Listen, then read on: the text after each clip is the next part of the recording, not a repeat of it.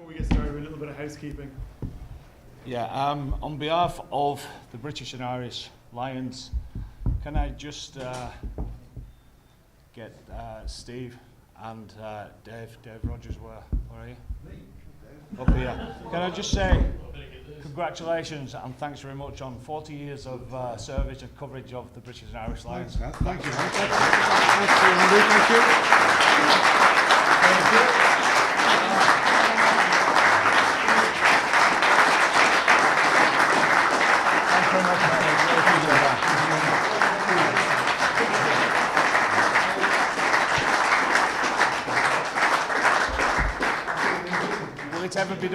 Will it ever be done again? I don't know. I don't think so. But well done, lads. Well done.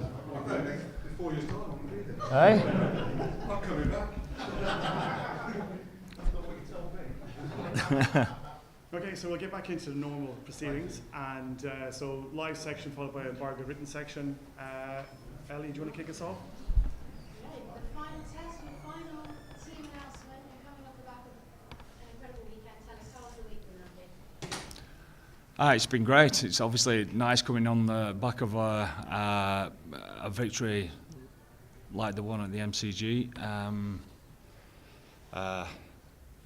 But having said that, it's been a great week as far as recovering, reflecting, etc. But when we came back into work on Tuesday afternoon, the process has been exactly the same, and we've put ourselves in a position now that we're fortunate enough to go into the third test and a lot to play for. Yeah, I mean, we know you've won the series, but what would it mean to go a step further and to be unbeaten here on Azee Soil? Well, as you could imagine, it would mean the world to us. It's something that we promised ourselves that we was going to chase after and try our best to represent the group as best we possibly can do, and obviously what goes along with that is representing the jersey and the brand of the British and Irish Lions. So we've a big responsibility this weekend. In terms of the team that you've named, James Ryan comes in for Ollie Chesson. Can you tell us a bit about that decision? Yeah, we think that James thoroughly deserves his start. I think he's grown throughout this tour. His physicality when he's come off the bench, and certainly when he's put the jersey on over the last 3 or 4 weeks, has been there for all to see. So we think he's the right person to start this test. And similarly for Blair coming in for James, can you chat to us a bit about that change? Yeah, we thought that Blair is obviously a great athlete, but the unpredictability of his game as well makes him very dangerous. The conditions, etc., that we're expecting as far as the aerial game will be at its premium, we would have thought. So I think this game suits him as well. And a 6-2 split, can you just chat to the room a bit about that? Just in the sense that we think that's what's best for our group, and the game that lies ahead for how we want to play it and how we want to combat Australia's game as well. And just finally from me, can you just give us a word of Ty Furlong, who starts his 9th consecutive Lions test match, and what an achievement that is? Yeah, it's amazing, and it's been well documented how much he loves playing for the Lions, but also in the sense that over the last year or 18 months, the continuity of his game and fitness, etc. It just so always happens that when this comes around, how much it means to him to get himself in the right frame of mind to be able to do what he's done. And it isn't just the performances that has been through the roof. It's also his manner on a Lions tour as well. I've never seen him in such good spirits, so he's ready to go again. Andy, Lions teams leave legacies, especially winning Lions teams. How important do you think winning this series 3-0 is for the legacy that your side will leave? Well, it's something that we've talked about from day one, and again we've put ourselves in a position to put that on the line, so that's why it means so much to us. And you mentioned Ty, Marrow as well, it's 8 straight starts for him, involved in 9. It's not quite 9, is it? But it's quite good. But still, what does it take for players to be able to achieve that over that period of time? Well, look at the quality of player they are. Look at the standing that they have with any group that they represent. Those two lads epitomise what it takes to be a top level international player.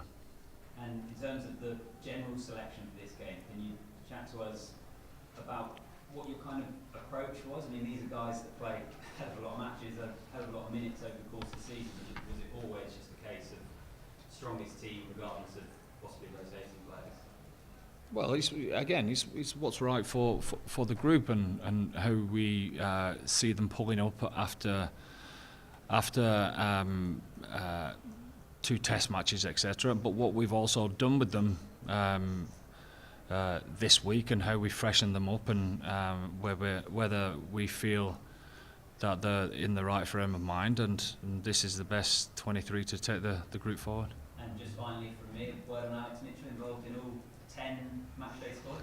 I know, I was gutted actually. I was gutted that I couldn't get him on at the weekend, but that was the nature of the test, wasn't it? Of holding someone back there. But yeah, I've obviously been talking to him all the way through, and he's just loved the whole concept of just getting on and playing. You know, these lads, that's what they was brought up to do, wasn't it? When you start playing rugby as a kid, that's all you want to do. You want to play. Yeah, training is so important for preparation. But these lads have been training all their life for these moments. And you've seen it work with Ty for a long period of time now between Ireland and the Lions.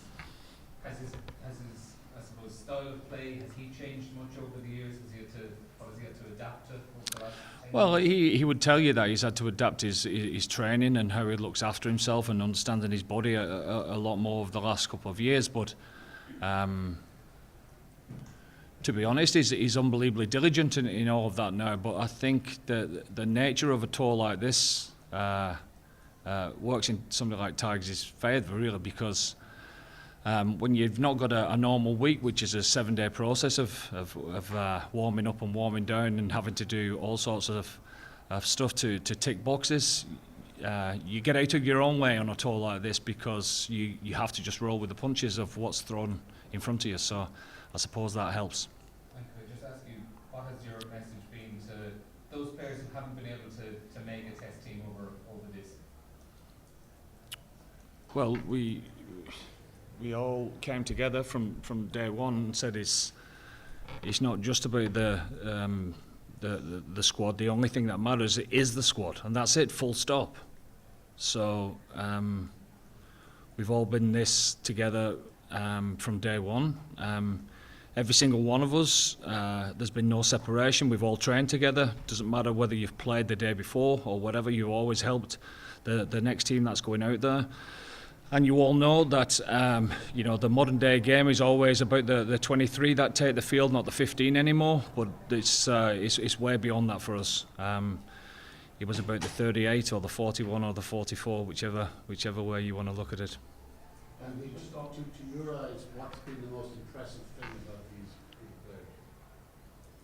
Just how much they care about the Lions' dream, how much it means to them, and when you package all that together of what it takes to come together as a top class outfit as far as a rugby team's concerned, that's at the heart of it.